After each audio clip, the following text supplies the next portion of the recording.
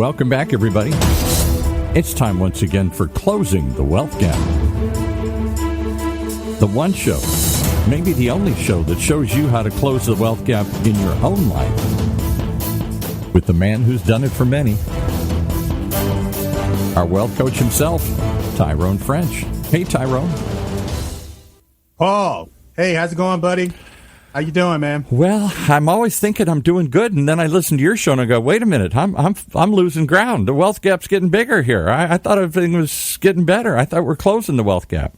No, we actually then you're going in the wrong direction, my friend. We need to close that gap. I know. Hey, and one of the best ways to close the gap, when a lot of people are talking about right now, is the rising consumer price index. And to make it a better, just to consolidate that word, inflation. Yeah. What happened to that? Inflation. That's a scary word. I remember the 80s and inflation, and all of a sudden everything is costs twice as many dollars to buy the same thing. Well, let's put it into the proper perspective. Let's say you had $1 back in 2010, because again, people hear that word, consumer price index, inflation, but they don't understand the cause-effect relationship of that word and what it's literally doing. I sure don't. Why have we lived without inflation? Why does the Fed think a little bit of inflation is good? And why are we now scared that we're going to get rapid inflation and everything's going to jump in price? Well, think about that. Again, going back to 2010, if you had $1 back in 2010 and you bought what that dollar could buy in 2010. Well, fast forward to 2021, you would need $2 to buy that same thing that $1 bought in 2010. Why is that critical based on the consumer price index and inflation? Because wages have been stagnant. Yeah, but keep saying that. And so if, people, politicians keep talking about, or some keep talking about having a national minimum wage, and, you got pros and cons against it. But what's happening is if people are not making more money, and the issue is that the dollar is being devalued, the dollar is worth less and less over time.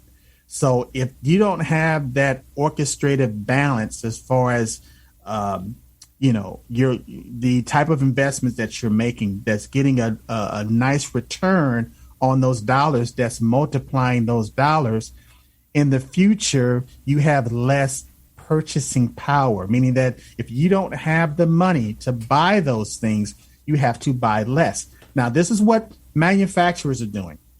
Manufacturers really don't want to increase the price of their goods and services because they want to they want to scale their business. They want it to grow. So they don't necessarily want to increase their prices because somebody else will lower their price. Mm-hmm. What they're doing is they're cutting back on the goods and services that they offer for that same price. Let me give you a perfect example. You walk into a grocery store and you buy a bag of potato chips. Yes. And on that bag of potato chips, it may say 99 cents or 149 or whatever. But when you open up the bag, you only have a quarter of the product. That's right. All air. It's all puffed up air. And you open the bag and it deflates and there's like, where's the chips? But the thing is, we don't think about, like the Wendy's commercial years ago, where's the beef? Remember that? Right. Yeah, where's the beef? They would open up the bread. Where's the beef? Well, we don't ask ourselves when we open up the bag of potatoes, where are the potato chips? Mm-hmm. Where are the cookies? Where are the Pop-Tarts? So what they're doing is when you open up these packages now, you'll see. You just listed my three favorite foods, by the way: potato chips, Pop-Tarts, and cookies. I mean, same here, buddy. Yeah. I gotta admit it. You open up my pantry and you'll it's well stocked. Yeah. But my point is, when I open up that box, I always either smile or I grimace. Yeah. Because I understand what inflation is doing based on the packaging. What they're doing is they're making the packages larger. And so you're getting the illusion that you're getting more, but when you open it up, there's less inside. And the issue is we don't question that as consumers. I'll tell you one quick funny story. My late father used to bemoan the fact that he had to pump his own gas back in the 70s when that started to become common. There was a time when the little guy came out and pumped the gas for you with a little outfit on here. And Exactly. he said, did the price of gas go down when we started pumping it ourselves? No, it went up. He said, those bastards, they got me to do all the work and charged me twice as much. But when they first started, they had two signs. One was full service, and one was self-service. Yeah. Or self-serve. And so if it was self-serve, you got a little bit of a break. Yes. If you were willing to get out of your car and pump your gas. But as, just like any other norm, the longer they continued that process, then all of a sudden they took away the full service, self-service became the norm, and then they started charging you more money because why? You're hooked on the product. Yeah, right. You need gas. Right. You need electricity. You need water. You need all of these things to exist. And they're always trying to find ways to make more money, so they're either going to increase the price or they're going to decrease the products and service. You're going to get less cookies in the box here, or both. And that's what my father complained about. They did both. They cut back the service, you got less, and they charged more for it. And again, over a period of time, that becomes the norm. I mean, remember, just think about McDonald's. I mean, they used to run commercials. They prided themselves on giving change back for a hamburger, bag of fries, yeah, right. and a drink. Right. And it's like the person would put their money and they turn around and leave, and the guy or the woman, whoever was at the counter, would say, "Excuse me, sir, your change." Yeah. Ooh, I got change back on that $5 or something here. But that's when they started the "Where's the beef" competitive ad. Yeah, you may do it, but open up the bun. Where's the beef, buddy? There's no beef in there. They've shrunk it so much. So why? It's like when you look at what's going on with the federal government now and these relief packages. And people talk about the spending and how big these packages are. Trillions. Now, but see, in order to jumpstart the economy, just like with a pump, I grew up in the South. Yes. I was born in Alabama.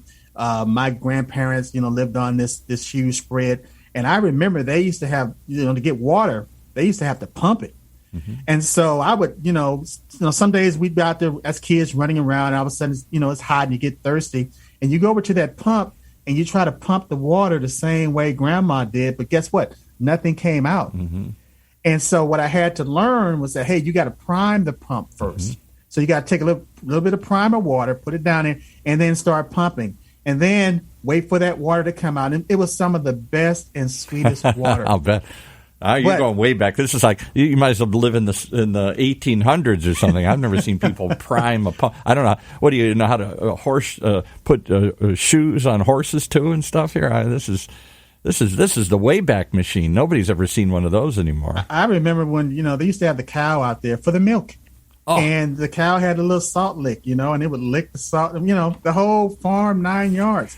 But my point is the economy sometimes requires the same thing. It requires priming.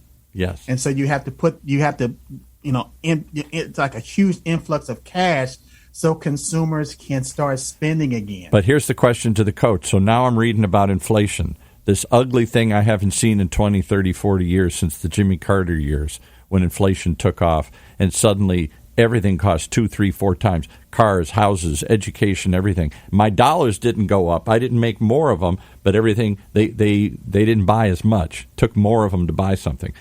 And that fear has been, overwhelming since then. Anybody who grew up in it, sort of like the Great Depression, the Great Recession, those inflationary years that wiped out your savings. Your savings aren't worth as much. Your salary's not worth as much. And so what we're suddenly afraid of is because we poured so much money in, everybody's saying, look out, inflation. Talk about that. Are we really looking at inflation, and how does that work? Why does that work? It's what it does, Paul, when you flood the economy with dollars, with currency. Right. See, the society or the population, really, they confuse currency and money. And we need to really define, there's a huge difference between money and currency. So what you're getting now is these Federal Reserve notes, which is a fiat currency, which is backed by, it's not backed by gold or silver. What it's backed by is the good faith of the United States government. But see, the government doesn't pay for anything. It's the taxpayers right. that pay for everything. So the dollar is based on the good faith of the American people paying their taxes. Mm-hmm. And so that now the IRS can collect those taxes and send it to the treasurer, and the treasury can send that money out to different programs, whereas you keep everything running. But Paul, here's the problem. A lot of people will assume that it's the government by itself that's causing the money to be devalued or to lose its purchasing power. I hear that all the time because they're printing too much of it. It's funny money. It's monopoly money. It's not real anymore. It's too much. But it's Paul. But it's really nobody's thinking about the central bank and the role that the central bank plays as far as when you're looking at currency, and it's the banks that's really it's called fractional reserve banking. All that means is that let's say you take $1, okay, or you take $100 and put it into your savings account. Well, now the bank can literally your account will show $100, but they're literally taking $90 and loaning that money out. So they're creating money. Yes, right. They're creating currency out of thin air. So let me stop you for a second because you're confusing me and you may be losing some people. So let's just go through this. So you're saying the government says to the bank, here's we're going to print some more money. We're going to put some more money in circulation. And then the bank, you put that in the bank because you want it to be safe. You don't stick it in a mattress. And the bank takes 90% of that or whatever, some percent. And they don't just put it in their account. The way they make money is they take your money and reloan it to other people here. And the feds then decide how much they have to keep of that $100 in case of an emergency. Can they loan it all out? And then everybody runs to the bank and says, sorry, we gave it all out. None of it's here. How much do they have to keep as a reserve in case people want to run in and get their money back? It's a little bit more. It's a little bit more detailed than that. So let me take it back a little bit. Let me take it just one step back. Okay, take one step backwards. Because I think everybody gets lost in all this stuff here. If the government issues bonds, which are IOUs, right? Treasury bonds, things like that. The central bank, it goes back to the national debt. The central bank will buy these bonds, these treasury bonds, which is the central bank, which is the Fed. Is the biggest holder of bonds of the federal government. Number one, it's not China. It's the United States. I always heard it was China. I thought they're the ones that are buying up all our bonds, all our promissory notes, all our debt. It's the Federal Reserve. Okay. So the Federal Reserve Bank has an account. There's nothing in that account. What they do is they write a check. And so when they write that check, they're giving all of this money to the United States Treasury so the Treasury can put that money into circulation. Mm-hmm. But the bank do the same thing based on credit in dollars. And how much they're allowed to lend out, how much the feds regulate, how much they have to keep in hard dollars in the vault, or how much of that they can give out to everybody else, what percentage of your money they have to keep. It varies, but the standard percentage is 10%. Okay. And so, if you got all of this money that's out there circulating, again, which is fractional reserve banking, you got all this money out there circulating. You have IOUs in your account, so you may have $10 physically in the account, but there's a $90 IOU that says that you have $100. So that's why when there's financial distress. You don't. If everybody went to the bank and tried to get their money out at one time, they couldn't do it. That's whatever. It's amen to that. People don't realize the bank isn't just sitting. When you give them the money, you give them hard dollars or whatever you think. This is what I got. This little pieces of paper and coins. They don't just put them all in the vault and hold it for you. They take that money and reloan it to other people. So if we all came in at once, it ain't there. But they reloan it at a higher interest rate. Yes, right. That's how they make money. That's their income-producing asset. So they make on your savings, you may be getting less than 1%. But on that credit, when they're loaning out that money, whether it's a credit card or a loan, personal loan, business loan, they're getting 10, 15, 20, 30% off of it. They're doing well. They're not hurting for any stretch of the imagination. But what happens, Paul, when every dollar that is in circulation It's earning interest. To who? To the banks. Yeah, not to me. And again, I'm not mad at that them. money's not working for me. I give it to them, and it works for them. I'm not mad at them for making money. That's the process. It's our system. It's what we have. But you have currency, and then you have credit. All of this currency and all of this credit causes the money to be diluted, which is, again, is being devalued. And it affects your purchasing power in the future. So if your wages have stagnant, meaning that most people have one source of income, or if it's a husband and wife, you have two sources of income. 9 times out of 10 now, that is not enough just to have a decent standard of living. Why? Because of the monetary devaluation, or the money has been watered down to whereas you need more of those dollars. Now let's go one step further. So that's the way the system's been since the 40s, or whenever they established the Fed, the 30s, or whatever it was. Since 1913. In 1913, that's the way the system's been set up. Wasn't always that way in George Washington's time or other Abraham Lincoln's time, but that's the way it's been since 1913, the Federal Reserve, everything you just said. But if the Federal Reserve puts too much money in, prints too much, loans too much, infuses too much into the thing, then the theory is what? Everybody's got more money to spend, they all run out and do it, and then supply and demand. Suddenly everybody wants to buy a phone, and I only got so many of them, and there's more customers, then the price goes up. That's the illusion. The illusion it's the illusion of wealth. Right. The illusion of prosperity.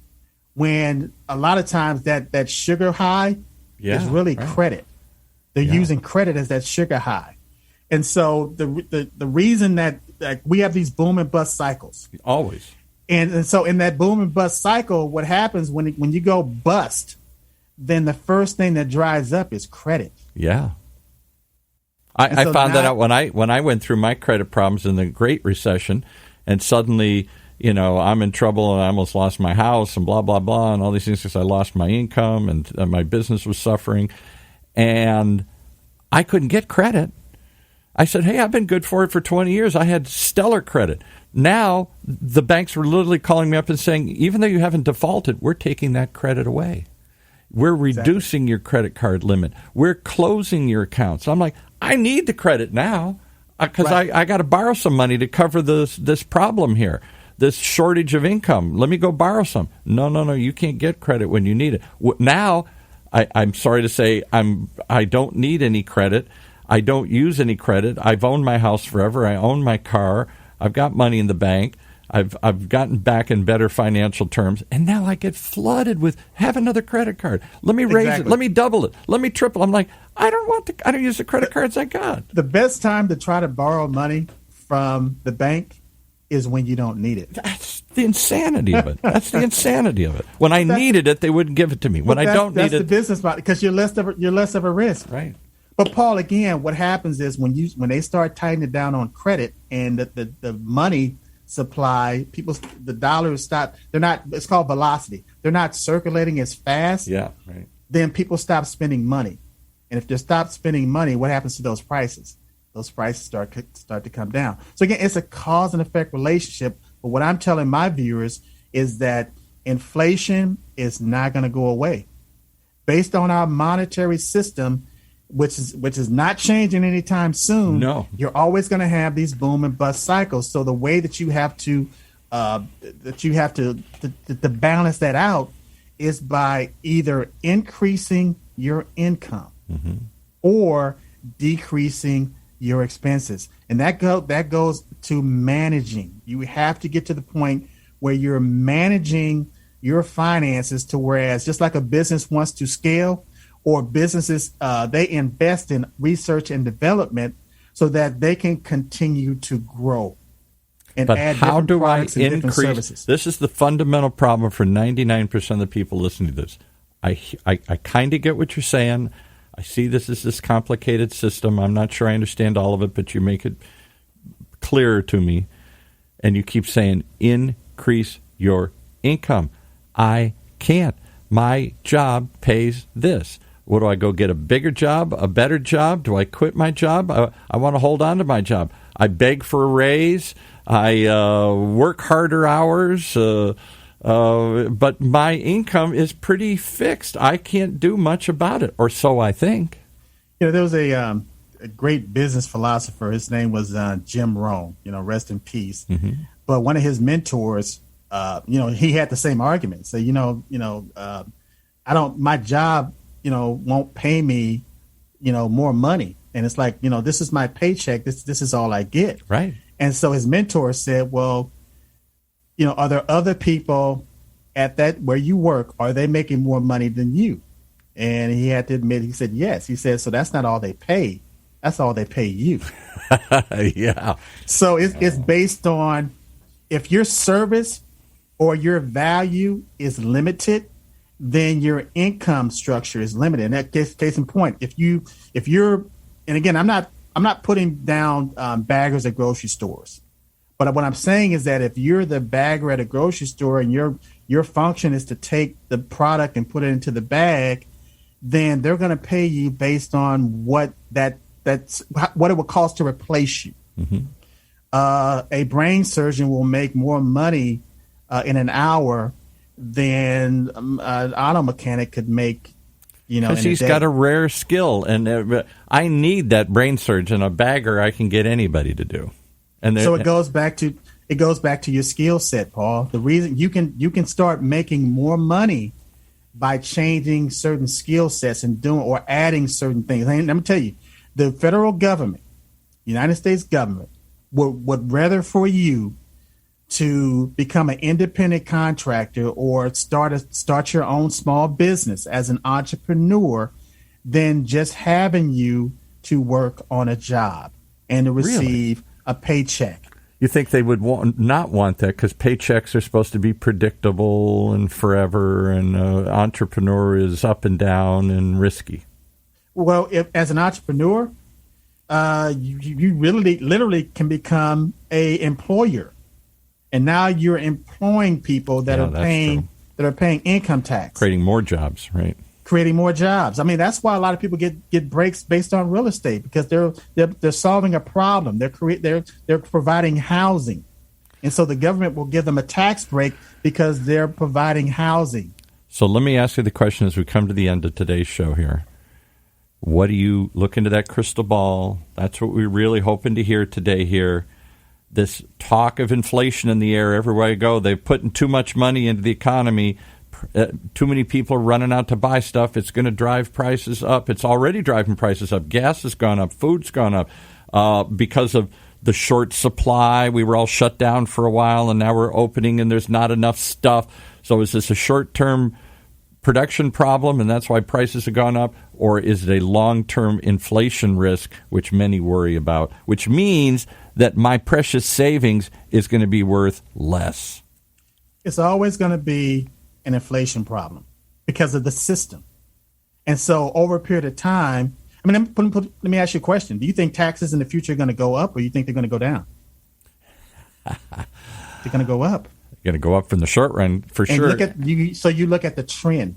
You look at the trend based on the trend is your friend.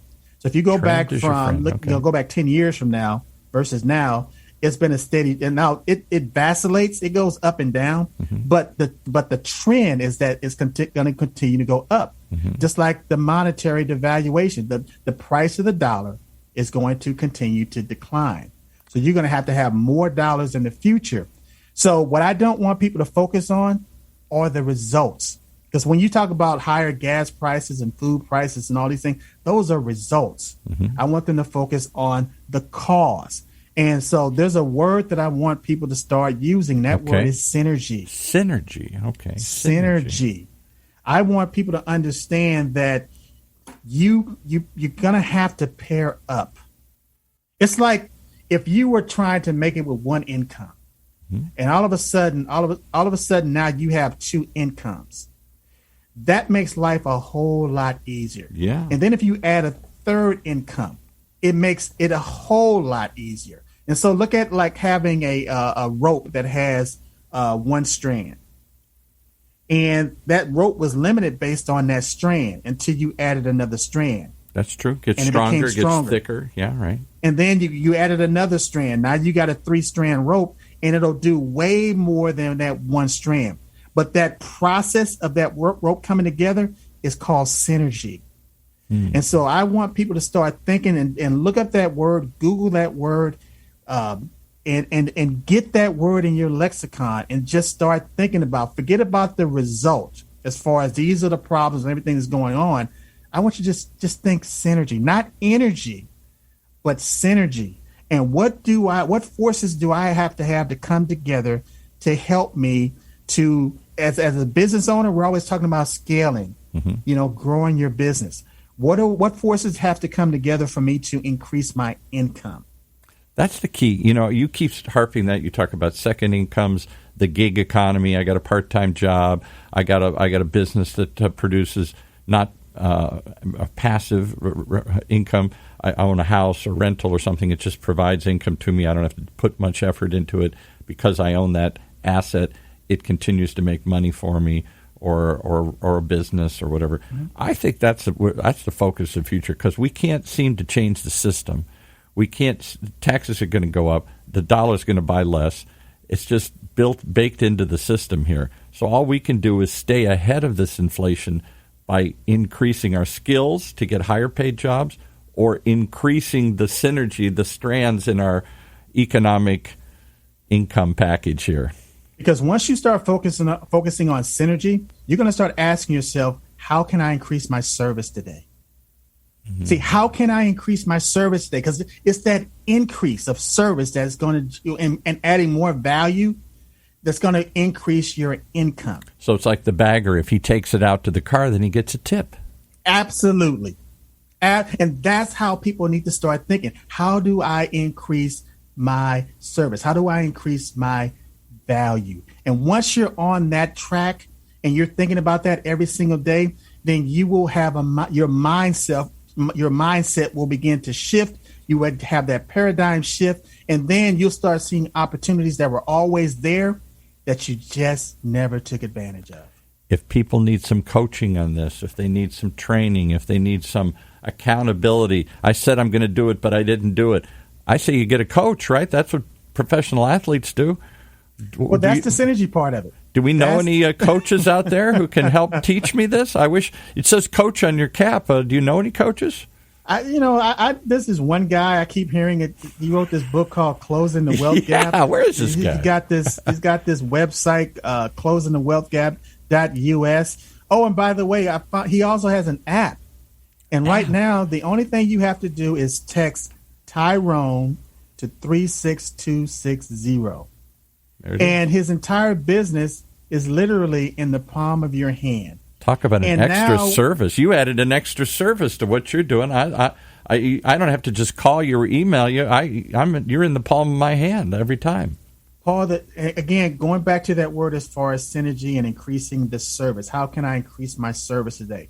That's how the book came into existence, or the creation. It started out as an idea or a thought. It manifested itself into this book, hard copy, soft copy. My website is just an extension of me increasing my service. Mm-hmm. My app is an extension increasing my service. So back in the day, you had these business cards, and you would pass your business card or give your business card to somebody. 9 times out of 10, ended up in a trash can. Yeah, right. But now everybody has a phone, and so now they get your website. They're right there at your website. And then when they go there, what do they say? Well, I got to have content then. I got to have stories. I got to have information. I got to have webinars. I got to have training. I got to have podcasts. I got to have all this content to fill up this connection, this communication channel. Even on my app, there's a button that links my clients directly to the podcast. See, how can I increase my service, increase my value? And going back to Jim Rohn and his mentor, and he said, "This is my paycheck. This is." I need more money, but this is all they pay. And again, it stuck with me. His mentor said, that's what they pay you. They're paying other people way more money than that. So when you want to increase your income, think about increasing your value. And how can I increase my service today? Which goes back to that one word. if you don't get anything out of this podcast today, I want you to think about that word synergy. Okay. All right. I will. I'll go look it up because that sounds like one of those mysterious words I hear floating around. We had synergy. I don't know what synergy is. And here's the thing, Paul. I used to try to give people all the answers. Yeah. And you can't do that because there's nobody on this planet that you can change. Not one. Yeah. People have to want to change. They have to change themselves. And so they have to have skin in the game. And if you're giving them all the answers, they have no reason to get into activity. Mm-hmm. Because what they'll do is in their mind, they'll visualize and they'll fantasize and they'll create all these scenarios why this won't work. Yes. Versus getting the information, applying that information, having a certain level of success and saying, wow, yes, this works for me. This works. So it starts by learning and listening, and then you got to put it into action. You have to put it into action. There's a movie called The Secret that was out. It was very popular, and I know we were short on time. We got to go. But this, they were talking about the law of attraction. But the only fault in that movie, because the law of attraction is real. Mm-hmm. It's a thing, just like gravity. But what the step that they missed, they had the thought process in mind. They had the feeling, but they didn't talk about the action or the activity. No. And without that, you don't have any growth. You don't have the manifestation. It's not going to happen. I can't just think about planting. I got to put some seeds in the ground. Oh, boy. And then I got to water them once in a while. Well, keep coming back because this is how we plant some seeds in your head and how we're going to water them in your life here. Tell us how we get in touch with Tyrone French, the wealth coach. I want you to text Tyrone to 36260, or you're going to go to my website, closingthewealthgap.us. Okay, it's that simple. If you can take that step, then you're halfway there. Closing the wealth gap. Thank you, sir. Thank you, Paul. That's our show for this week. Closing the wealth gap. The one show, the only show that shows you how to take control of your financial future. Right here in Orange County's only community radio station, OCTalkRadio.net.